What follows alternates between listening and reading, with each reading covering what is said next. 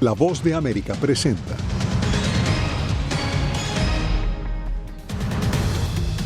Estados Unidos se suma a la condena internacional por orden de arresto contra el opositor venezolano Edmundo González. La economía y los derechos reproductivos dominan la carrera por la Casa Blanca. Nuevo ataque de Rusia en Ucrania. Autoridades reportan decenas de muertos y más de 200 heridos. Y en el tercer día de protestas en Israel exigen un acuerdo urgente para la liberación de los secuestrados por Hamás.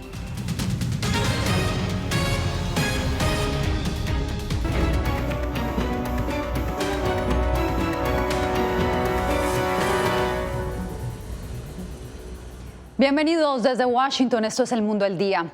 Comenzamos con la condena que ya reúne a varios países latinoamericanos por la orden de arresto que emitió la Fiscalía venezolana al opositor Edmundo González. Tenemos cobertura de equipo desde Caracas y también desde la Casa Blanca porque Estados Unidos también se unió al rechazo. Jacopo Luzzi, ¿qué ha dicho el gobierno estadounidense?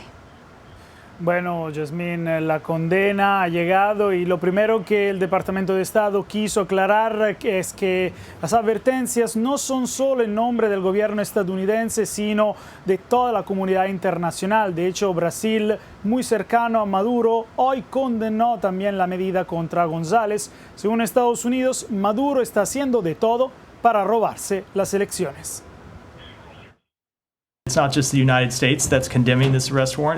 No es solo Estados Unidos el que condena esta orden de arresto, sino también sus países de la región, Argentina, Costa Rica, Guatemala, Paraguay, Perú, República Dominicana y Uruguay, que han condenado esta orden de arresto.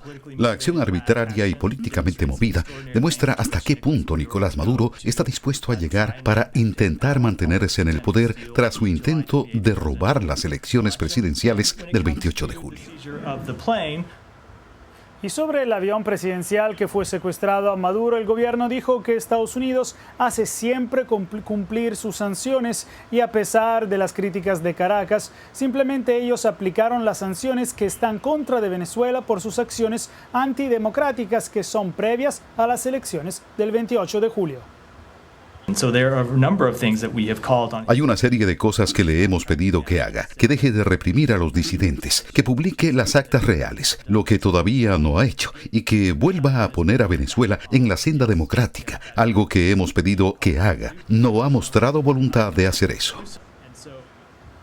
Por su parte, la Casa Blanca dijo que la medida contra González es solo el enésimo ejemplo de los esfuerzos de Maduro para mantener el poder. Además, dijo que está evaluando una serie de opciones contra Venezuela para que el gobierno de Maduro pague las consecuencias de sus acciones. De hecho, el Departamento del Tesoro, Yasmín, podría pronto anunciar nuevas sanciones. Manténnos informados, Jacopo. Y pasamos en directo a Caracas porque al menos 10 países se han unido a este rechazo. Adriana Núñez, ¿qué se sabe de Edmundo González? Por ahora el paradero del aspirante presidencial Edmundo González es desconocido. Tampoco ha tenido un pronunciamiento en redes sociales como sí lo ha hecho días atrás. Solo se ha limitado a difundir lo que han escrito gobernantes de la región y bloques como la Unión Europea y la Organización de Estados Americanos, agradeciendo justamente ese mensaje de apoyo que ha tenido parte de la comunidad internacional. Sin embargo, su abogado dijo hoy que no estaba previsto solicitar asilo político ni ningún otro tipo de medida. Manifestó también que por seguridad de Edmundo González Urrutia está cambiando de ubicación al menos cada 3 días. El opositor Edmundo González Urrutia fue señalado de 6 delitos, entre los que figuran usurpación de funciones, forjamiento de documento público e instigación a la desobediencia de las leyes. La Fiscalía le abrió una investigación hace un par de semanas por la publicación en Internet de actas de votación de la elección presidencial que le dan la victoria a González con más del 60% de los votos. Pues es una medida que su propósito es desarticular a la oposición, terminar de hacer que se desmovilice, que desista. El paradero de González Urrutia es desconocido y desde el 30 de julio no aparece en actos públicos. Su entorno alega que está resguardado. Al menos 20 dirigentes políticos de todo el país han sido arrestados después de las elecciones y forman parte de la lista de 1.400 detenciones en el último mes, documentadas por organizaciones defensoras de los derechos humanos.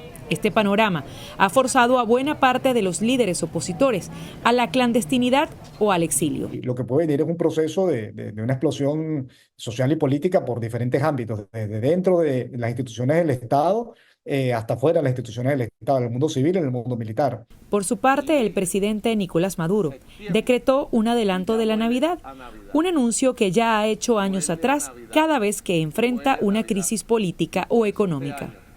En homenaje a ustedes, en agradecimiento a ustedes, voy a decretar el adelanto de la Navidad para el 1 de octubre. Arranca la Navidad el 1 de octubre. La orden de arresto contra González se dio el mismo día que Estados Unidos confiscó en República Dominicana un avión oficial de Nicolás Maduro, valorado en $13 millones según la Fiscalía estadounidense. La aeronave fue trasladada al aeropuerto de Fort Lauderdale, en Florida. Por su parte, la líder opositora María Corina Machado también difundió en sus redes sociales un mensaje de apoyo a Edmundo González Urrutia, en el que manifiesta que las autoridades venezolanas han perdido toda noción de la realidad y ha manifestado que mientras amenazan a Edmundo González, la oposición se cohesiona.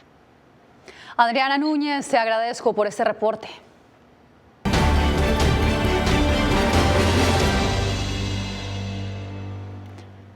Falta una semana para el debate que enfrentará por primera vez a Kamala Harris y Donald Trump. Ambos candidatos presidenciales ahora ponen sus esfuerzos en dos temas trascendentales con los que buscan captar más votantes. Esos temas son los derechos reproductivos y la economía. José Pernalete tiene lo último.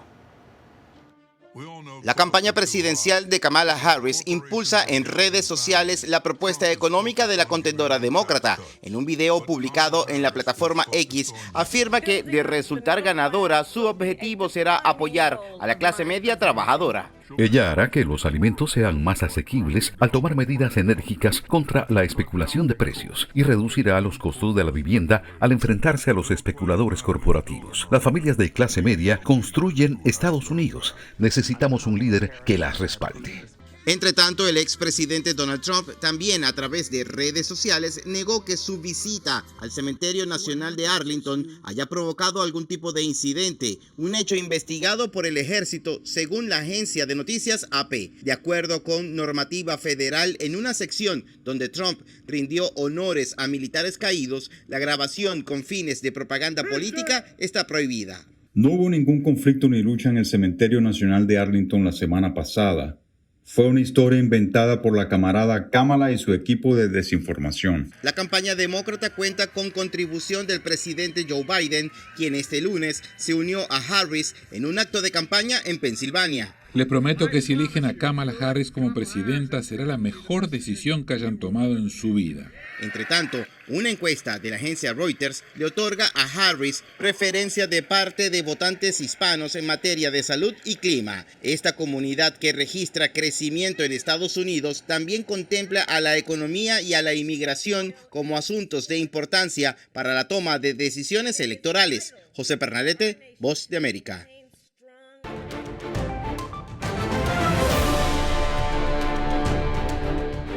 En el sur de México, los migrantes han comenzado a gestionar sus citas mediante la aplicación CBP One. Muchos están a la espera de ser trasladados a la frontera con Estados Unidos para presentar sus solicitudes de asilo. Roosevelt Rasgado, desde Tapachula, México, tiene los pormenores.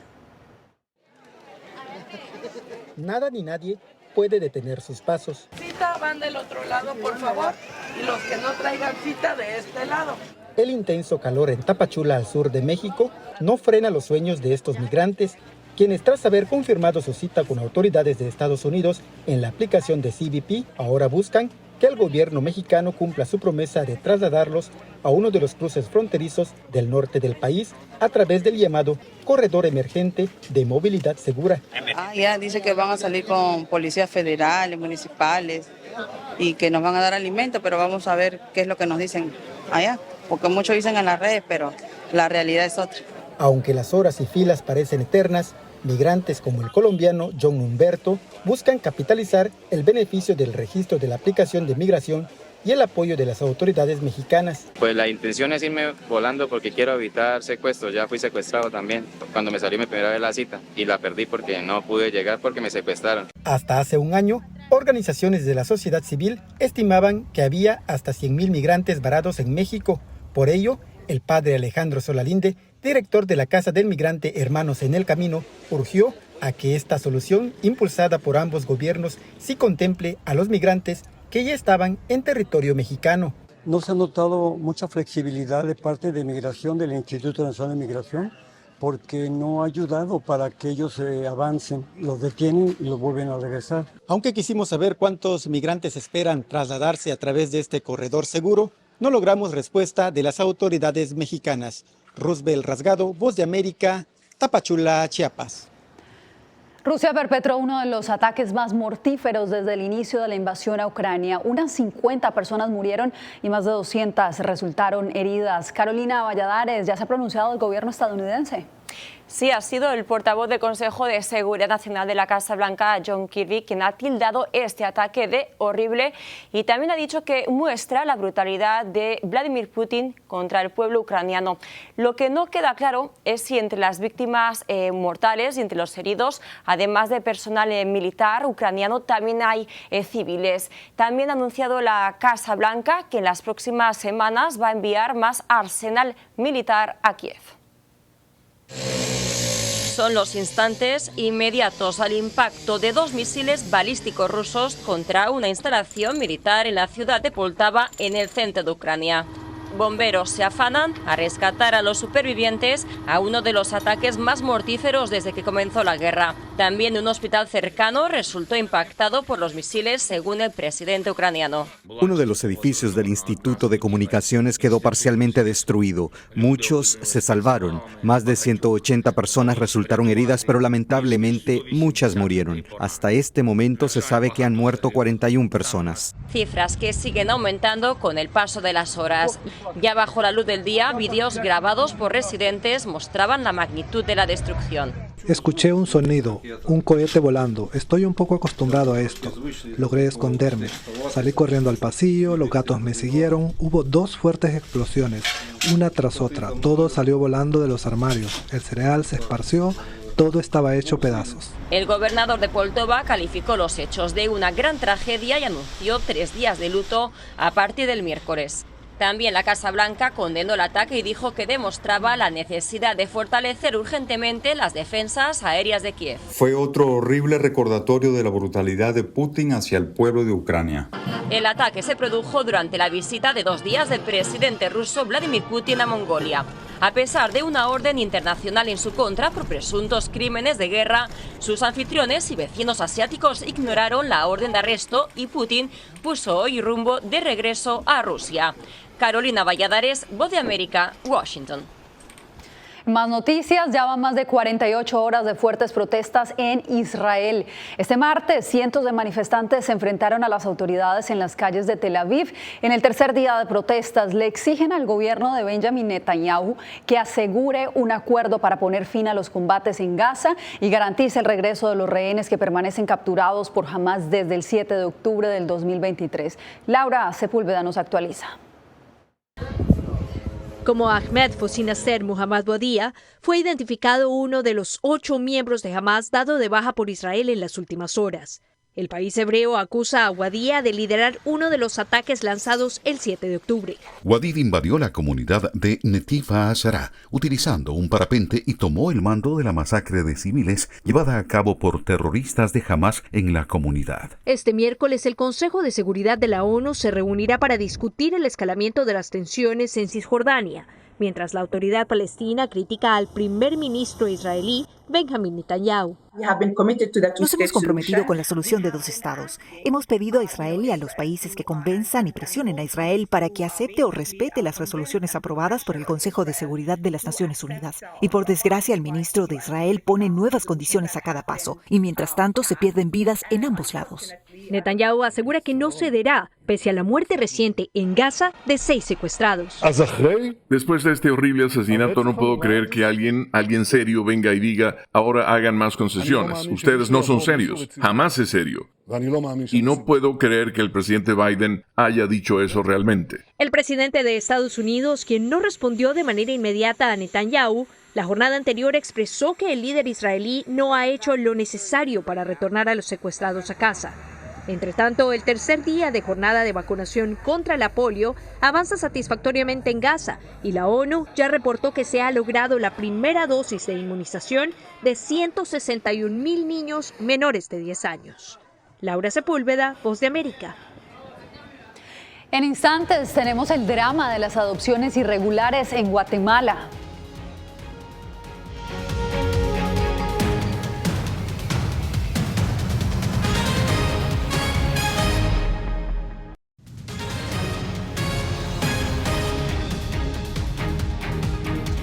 El Papa Francisco llegó a Yakarta este martes para comenzar una gira de 10 días por Asia y el Pacífico. A sus 87 años espera que el pontífice destaque la urgencia de la acción global contra el cambio climático durante su viaje, que es el más largo que ha realizado hasta ahora. Luego de 13 horas de viaje desde Roma, Francisco se reunió informalmente con refugiados en Indonesia. Conocido por su apoyo al Pacto Climático de París de 2015, el Papa tiene ahora una oportunidad clave para abordar los peligros del calentamiento global en Yakarta, donde a pesar de tener solo un 3% de población católica, viven al menos 10 millones de personas vulnerables a fenómenos climáticos. Naciones Unidas denuncia un grave deterioro en los derechos humanos en Nicaragua a lo largo del 2024. En un reciente informe destaca un aumento en las detenciones arbitrarias, represión de opositores y ataques a pueblos indígenas. Donaldo Hernández tiene el informe. La Oficina de Derechos Humanos de Naciones Unidas advierte que el gobierno del presidente Daniel Ortega sigue arrestando a opositores y acosando a los pueblos indígenas de la costa caribe. Así lo destacó en un informe. Las autoridades continúan persiguiendo no solo a quienes expresan opiniones disidentes, sino también a cualquier persona u organización que actúe de forma independiente o que no esté directamente bajo su control. Previo al informe, el dignatario nicaragüense acusó a Naciones Unidas de obedecer a los intereses de Estados Unidos. Naciones Unidas, su jefatura, no es más que un instrumento de los imperialistas de la tierra. Pero defensores de derechos humanos respaldan el informe, pues consideran que persiste la persecución a los pueblos indígenas. Ha habido un desplazamiento más grande por persecución política, religiosa, persecución también social y étnica. El informe, el primero de Naciones Unidas que este año destaca la persecución de los pueblos indígenas, también señala que las autoridades penitenciarias practican la tortura contra disidentes. Naciones Unidas ha llamado al Estado de Nicaragua a liberar a los presos políticos e iniciar un diálogo para resolver la crisis. Donaldo Hernández, Voz de América. En Guatemala, organizaciones sociales denuncian que más de 30,000 niños fueron adoptados de forma irregular hasta el 2008, cuando se adoptó una ley de adopciones. Eugenia Sagastume nos trae la historia de 3 guatemaltecos que, tras haber sido víctimas, ahora se dedican a ayudar a otros a rastrear sus raíces y a encontrar sus familias. Soy Osmin Tobar, una víctima de trata de niños. Osmin Tobar es uno de los miles de casos de adopciones irregulares registradas en Guatemala entre 1977 y 2008. Por cada menor, las familias adoptivas pagaron entre $12,000 y $80,000 a una red que involucraba a funcionarios públicos, médicos y abogados. Osmin fue separado de su familia y dado en adopción en Estados Unidos cuando tenía 7 años. Nos escondieron en varios hogares para que mi mamá y mi papá no nos pudieran encontrarlos. En 2010 encontró a su padre biológico a través de Facebook y 5 años después regresó a Guatemala. Tomé la decisión de dejar atrás mi vida en los Estados Unidos, una vida falsa, y regresar a la vida realidad. Una historia similar vivió Ignacio Alvarado en 1986, cuando tenía 3 años y fue adoptado por una familia canadiense después de permanecer en un orfanato en Guatemala. Ignacio fue abandonado al nacer. Mi mamá fue víctima de una violación y ella fue la que me dejó como al lado de un río un par de horas después que nací yo. Y desde Bélgica, María Paola Genaut narró cómo descubrió que su adopción fue irregular. En mi pasaporte estaba escrito: la menor viaja con su madre, y no era el caso. En 2019, a través de una prueba de ADN, encontró a su hermana y logró contactar a su madre biológica, a quien le dijeron que su bebé había muerto al nacer en un hospital público. Ahora los 3 forman parte de un colectivo llamado Estamos Aquí, que ayuda a otros guatemaltecos a encontrar a sus familias biológicas y busca hacer conciencia de las realidades de las adopciones irregulares. Eugenia Sagastume, Voz de América, Guatemala. Al volver, comerciantes advierten a la ciudad de Los Ángeles que podrían cerrar sus negocios. Después de la pausa les contamos por qué.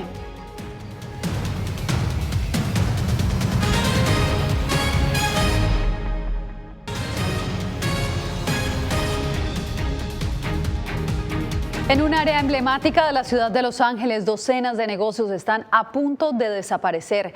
Comerciantes denuncian que las autoridades no han atendido múltiples de sus problemáticas y ahora amenazan con cerrar sus establecimientos. Fernando Mejía tiene los pormenores. El área del Parque MacArthur, a escasas cuadras del centro de la ciudad, solía ser un lugar familiar. Neri Corea, con más de 40 años en esta área, lo recuerda con nostalgia.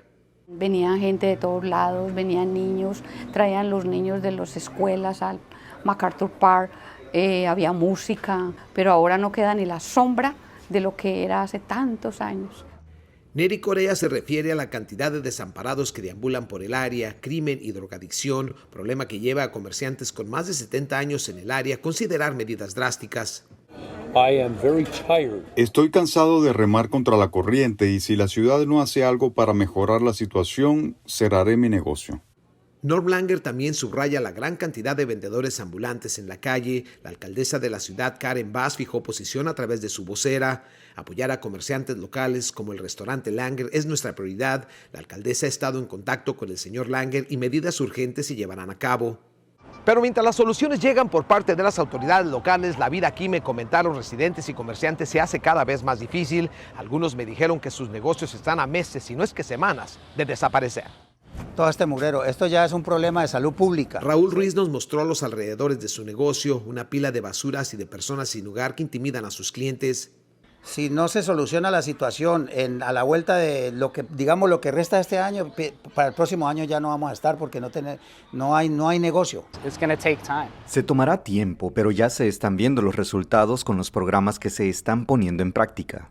En noviembre del 2022, los votantes aprobaron una ley que ya ha recaudado millones de dólares y que ha ayudado a más de 11,000 personas desamparadas, según funcionarios de la ciudad. Fernando Mejía, Voz de América, Los Ángeles, California. Nosotros hacemos una nueva pausa, pero usted no se mueva, tenemos más.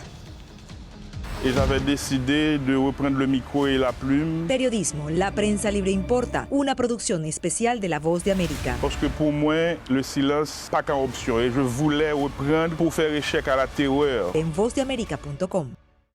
Soy Gonzalo Abarca, presentador de La Voz de América. Cada semana, desde nuestro programa Foro, programa de análisis y debate, vamos más allá de la noticia, con los temas de interés que ocurren en Estados Unidos e impactan en toda la región.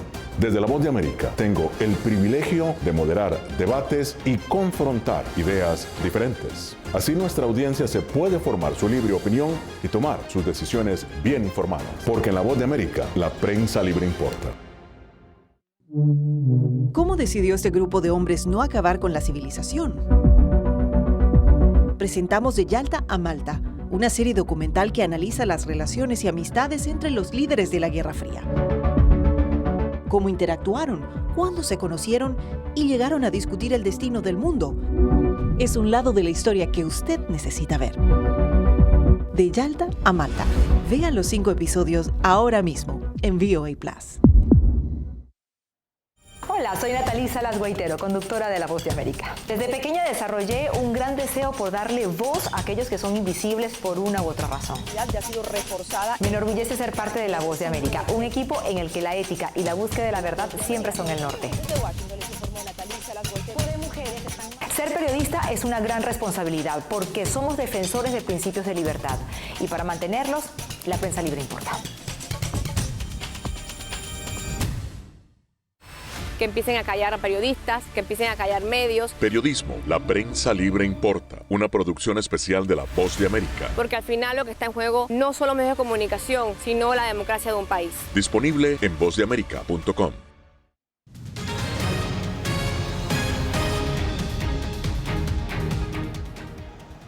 Cerca de 80 corredores de todo el mundo desafiaron sus límites en la 4ª edición de la Buff Skyline Tunupa Race.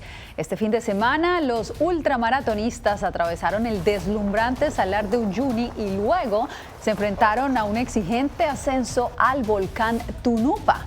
La competencia incluía distancias de 10, 24 y 42 kilómetros y esto es solo el comienzo de una serie de competencias que preparan el terreno para la Copa del Mundo de Sky Race que se llevará a cabo en Brasil en el 2025. Con estas hermosas imágenes me despido por hoy. Les informó Yasmín López. Nos vemos nuevamente mañana.